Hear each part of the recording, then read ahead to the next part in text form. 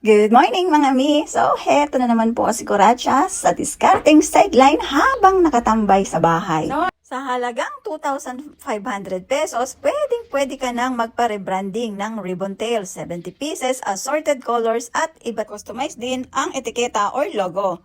At kung hindi ka po marunong mag-layout ng iyong logo or etiketa, pwede naman pong kami na ang bahalang mag-layout. Basta isend mo lang po yung inyong business name or yung name na gusto mo pong ilagay dun sa etiketa mo.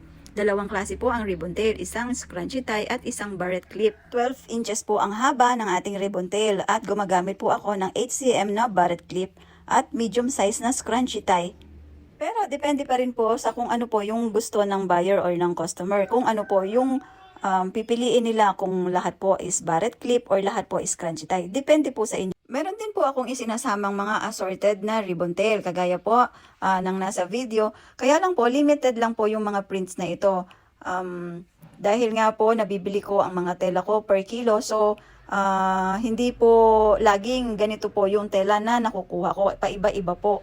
So, kung ano po yung available at on hand ko, yun po yung nabibigay sa buyer. So, dito po pwede rin pong barrette clip, pwede din pong scrunchie tie. So, depende po sa inyo kung ano po yung gusto nyo.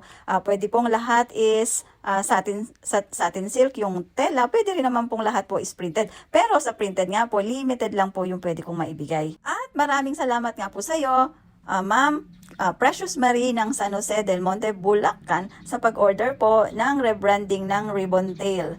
Sana po ay nagustuhan ninyo at sana po ay maka-avail pa po kayo ng iba pa pong produkto or mga iba pang hair accessories ng Bubble Stitches. Oops, habol po natin yung freebies ni ma'am na wallet. Yehey! At sa lahat po ng nagpa-follow at nag-share sa page or dito sa aking Facebook, may chance po kayong manalo ng 100 pieces na scrunchies mula po kay Bubble Stitches. So, follow, and share po.